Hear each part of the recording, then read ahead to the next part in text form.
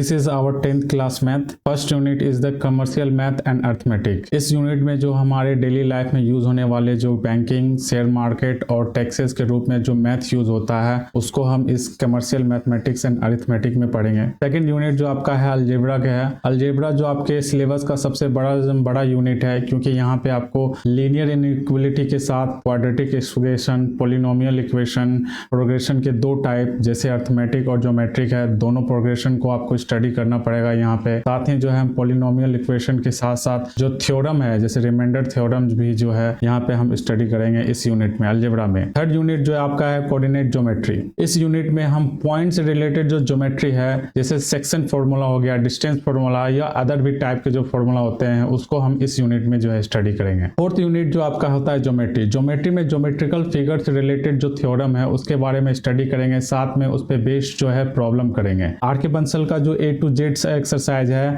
हम इसी चैनल पे आपका A to Z एक्सरसाइज करवाया जाएगा, सो आप जो है वीडियो को जो है रेगुलर जो है देखते रहिए। फिफ्थ यूनिट जो है आपका मेंसुरेंस है। मेंसुरेंस में जो है मेनली जो 3D ज्योमेट्रिकल फिगर होते हैं उसके जो है total surface area, lateral area और उसके वॉल्यूम के बारे में स्टडी करेंगे। सिक्स चैप्टर आपका ट्रिगोनोमेट्री का है। ट्रिगोनोमेट्री में सबसे ज्यादा जो इंपॉर्टेंट होता है वो हाइट एंड डिस्टेंस का होता है, क्योंकि कंपटीशन लेवल और आपके बोर्ड में भी जो है काफी इससे सवाल रहते हैं और इम्पोर्टेंट रहता है। ये आपके competitive exam point of view से ये टॉपिक काफी इंपॉर्टेंट है हाइट एंड डिस्टेंस का। 7 जो आपका जो यूनिट है वो स्टैटिक्स का है, जिसमें आपको प्रोबेबिलिटी को भी साथ में भी पढ़ना पड़ेगा। अगर इस पूरे मैथ के सिलेबस को देखें आपका, तो ये पूरा मैथ का सिलेबस में अगर हम ये केवल यूनिट को स्किप कर दे कमर्शियल मैथ एंड अर्थमेटिक, तो बाकी जितना भी आपका यूनिट है वो आपका सीबीएसई बोर्ड वाले के साथ मैच करता है। और बाकी अगर अर्थमेटिक को इंक्लूड करें तो फिर ये पूरा जो सिलेबस हो गया आपका आईसीएसई बोर्ड वाले का हो जाता है। अगर मैं दूसरे वर्ड में ये कहूँ तो आईसीएसई बोर्ड का जो सिलेबस है वो थोड़ा सा लेंथी है as compare to the CBSE board के जो सिलेबस है। तो चलिए सबसे पहला यूनिट अपना जो स्टार्ट करते हैं कमर्शियल मैथ एंड अर्थमेटिक।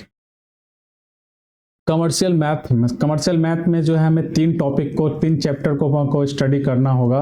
पहला चैप्टर आपका जीएसटी का होता है, सेकंड चैप्टर आपका बैंकिंग का। बैंकिंग में स्पेशली जो हम रिकरिंग डिपॉजिट अकाउंट के बारे में स्टडी करेंगे।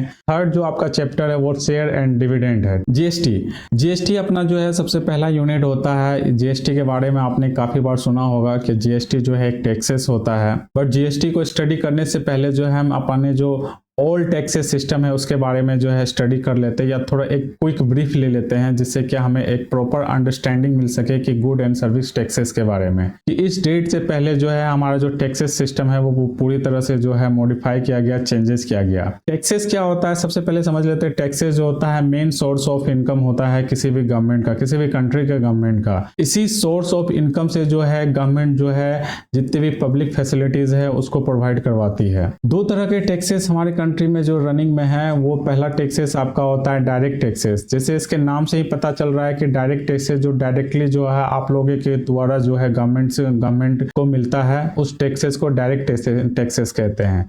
डायरेक्ट टैक्सेस में जो सबसे पहला जो आपका जो आता है वो होता है इनकम टैक्सेस। इनकम टैक्सेस आपको पता है जो कि आपके इनकम पे जो टैक्सेस लगता है उसे इनकम टैक्सेस कहते हैं। सेकेंड टैक्स जो है आपका प्रॉपर्टी टैक्स है। प्रॉपर्टी टैक्स आपके प्रॉपर्टी पे जो टैक्स लगता है उससे जो टैक्स जो गवर्नमेंट को मिलती है उसे प्रॉपर्टी टैक्स कहते हैं। कॉर्पोरेशन टैक्स, ये टैक्स ऑर्गेनाइजेशन के द्वारा जो है लिया जाता है। फोर्थ आपका जो है वेल्थ टैक्स जिसके पास कुछ ज्यादा ही पैसा रहता है उससे जो है एक विशेष प्रकार का टैक्स लिया जाता है, उसे वेल्थ टैक्स कहते हैं। अब आते हैं इनडायरेक्ट टैक्सेस पे। इनडायरेक्ट टैक्सेस वो टैक्स होता है जो कि गवर्नमेंट आपको इनडायरेक्ट वे से जो है आपसे वसूल करती है, वैसे टैक्सेस को जो है इनडायरेक्ट टैक्स कहा जाता है।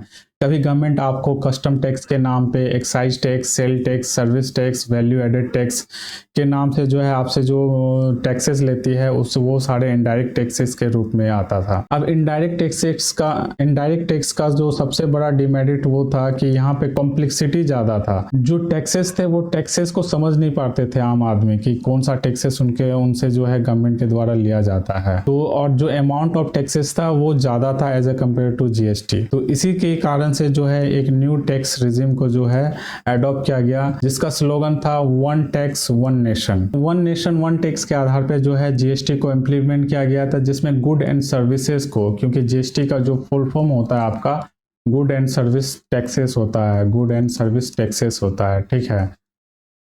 सर्विस टैक्सेस होता है। इसमें जो गुड और सर्विस को है उनको जो है 4 स्लैब में जो है कैटेगराइज किया गया था। पहला जो स्लैब आपका 0% का होता था, जो कि इस पे किसी तरह का कोई टैक्सेस नहीं होता था, और इसमें मेनली जो आपका एग्रीकल्चर प्रोडक्ट होता था, जैसे कि आपका चना हो गया, दाल हो गया, आटा हो गया, जो एग्रीकल्चर प्रोडक्ट होते थे, जो डायरेक्टली जो है आपके फील्ड से, जो खेती से जो निकलता था, उस पर जो है 0% टैक्स लगाया गया। दूसरा जो स्लैब होता था 5% का होता था। इसमें जो है टोटल 308 प्रोडक्ट हैं जो कि 5% कैटेगरी में जो है वो आते हैं। इसमें कौन कौन से प्रोडक्ट हैं? एडिबल ऑयल, जैसे मस्टर्ड ऑयल हो गया, सोयाबीन ऑयल हो गया, और अदर टाइप के जो ऑयल होते हैं जो कि कुकिंग के लिए होता है, वो एडिबल ऑयल 5% टैक्सेस के रिजिम में आते हैं। इंसुलिन हो गया, फुटवेयर जिसका प्राइस जो है 1000 से जो है कम हो, वो सारे जो है 5% टैक्सेस के स्लैब में आते हैं। थर्ड जो टैक्स का स्लैब, जीएसटी का स्लैब है, वो है 12% का, जिसमें आपका mobile, computer accessories, butter, other fat या पास्ता या फिर डाइट फूड, ये सारे जो होते हैं, ये सारे जो आपके 12% जो है टैक्स स्लैब में आते हैं।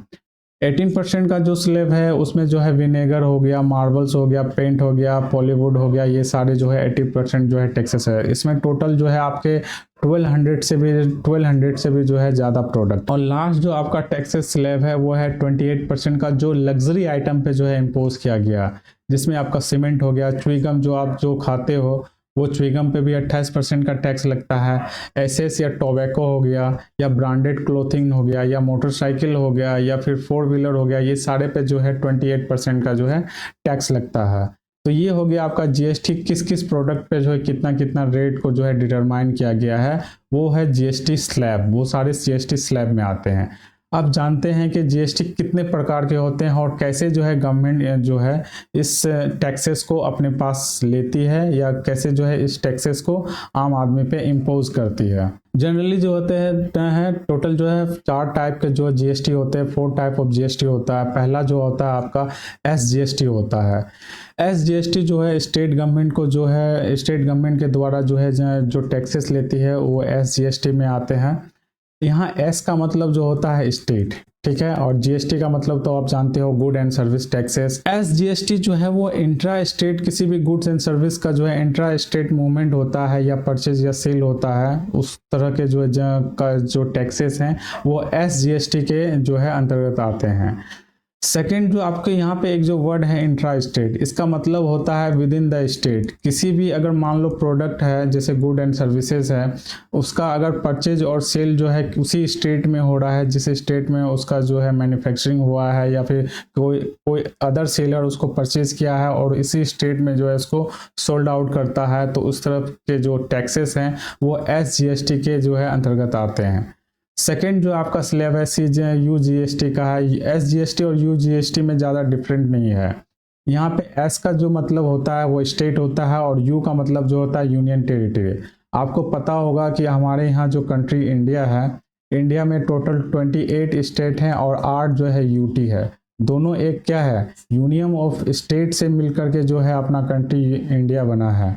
तो जो रीजन ये रिप्रेजेंट करता है वही रीजन ये रिप्रेजेंट है। हालांकि एडमिनिस्ट्रेशन सिस्टम यहाँ अलग होता है, यहाँ अलग होता है। थर्ड टाइप का जो आपका जीएसटी आता है सीजीएसटी। ये सीजीएसटी हमें सेंट्रल गवर्नमेंट को पे करना पड़ता है। ये यहाँ पे जो सी का मतलब सेंटर ही होता है, ठीक है। सेंटर के द्वारा जो जीएसटी लिया जाता है उसे सीजीएसटी कहते हैं। और ये भी जो है गुड एंड सर्विस का जो इंट्रा स्टेट मूवमेंट होता है, सॉरी यहाँ इंट्रा होगा, इंट्रा स्टेट मूवमेंट होता है, उस तरह के जो टैक्सेस होते हैं वो सीजीएसटी के अंतर्गत आते हैं। यहाँ जो सेंट्रल स्टेट है वैसे गुड एंड सर्विसेज पे जो है टैक्स इम्पोज करती है, जिसका परचेज और सेल जो है उसी एक स्टेट के ही अंदर हो जाए, तो उस तरह के जो गुड एंड सर्विस पे जो टैक्सेस जो लगाती है वो सीजीएसटी के जो है। फोर्थ जो आपका जो टैक्सेस होता है वो आई जीएसटी होता है। आई का मतलब यहाँ हो गया इंटीग्रेटेड जीएसटी। ये डायरेक्टली जो सेंट्रल गवर्नमेंट को पे करना पड़ता है, और सेंट्रल गवर्नमेंट ये डिसाइड करती है कि इसका जो हाफ रिजिम जो है किसको दिया जाए, या इस टैक्स को किसके साथ जो है क्लियर किया जाए। अब इसके बारे में जानते हैं कि आई जीएसटी जो है कैसे जो है इम्पोज किया जाता है।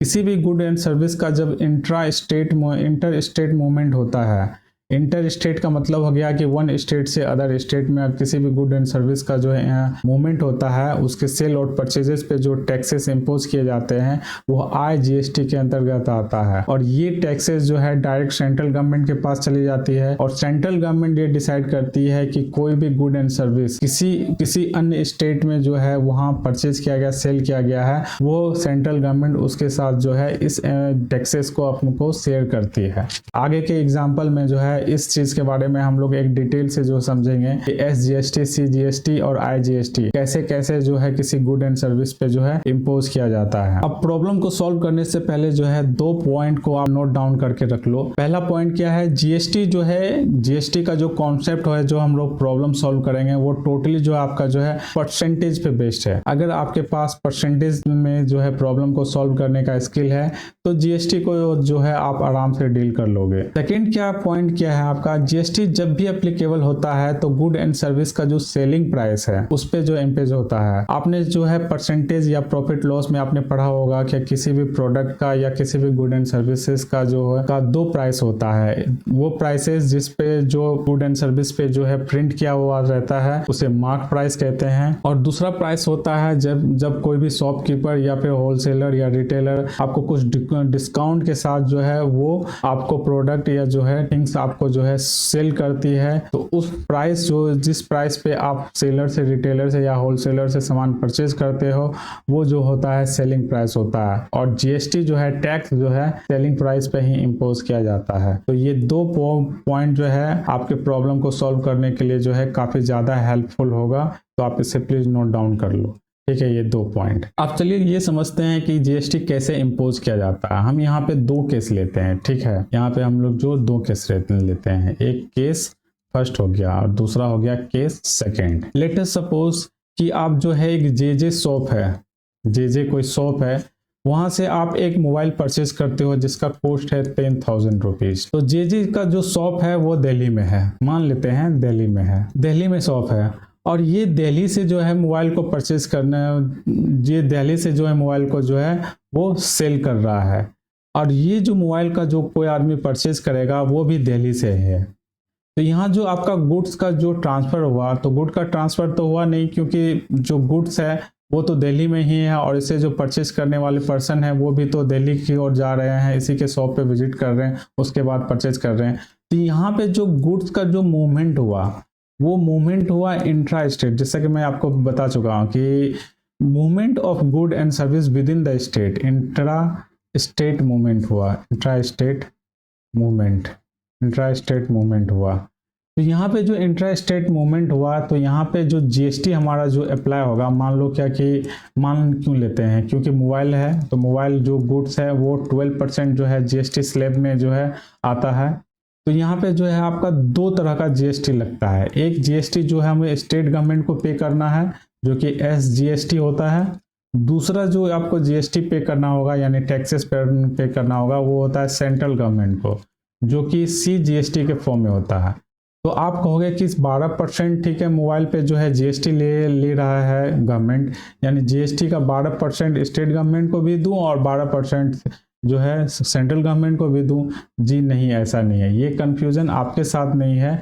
1 जुलाई 2017 में जब जीएसटी को जो है इम्प्लीमेंट किया गया था पूरे कंट्री में, ये कंफ्यूजन हर पर्सन के साथ में था। चलिए उस कंफ्यूजन को जो है यहाँ पे जो है अभी दूर कर लेते हैं। एसजीएसटी जो है ये जो टोटल जो जीएसटी का अमाउंट है 12%, इसका हाफ होता है। जब भी जो स्टेट गवर्नमेंट लेगी वो जीएसटी का हाफ लेगी, हाफ स्टेट गवर्नमेंट लेगी एसजीएसटी के फॉर्म में और हाफ जो है सेंट्रल गवर्नमेंट लेगी वो सीजीएसटी के फॉर्म में। तो ये टोटल आपको जब जोड़ करते हो, इसका सम करते हो तो ये आता है आपका 12%। तो 12% ही जो है आपका जो है फाइनल टैक्सेस अमाउंट है जो कि जीएसटी के फॉर्म में यानी गुड एंड सर्विस टैक्सेस के फॉर्म में आपसे जो है वसूल करती है। ये अपना केस फर्स्ट हो गया। अब केस सेकंड में बात करते हैं। आपका शॉप जो है सेम शॉप है, जेजे शॉप है, ठीक है, जेजे शॉप है। यहाँ पे मोबाइल का कॉस्ट जो है मैंने आपको बताया कि 10,000 है, 10,000 है। मोबाइल पे जो है जीएसटी का रेट क्या है, क्योंकि मोबाइल है 12% के कैटेगरी में ही आता है। लेकिन यहाँ पे जो परचेज करने वाले पर्सन है वो बिहार से परचेज करते हैं, ये जो मोबाइल जो है जे कम्युनिकेशन बिहार वाले आदमी ने बोला कि मुझे एक मोबाइल परचेज करना है, क्या आप मोबाइल भेज सकते हो, डिलीवरी कर सकते हो यहाँ पे।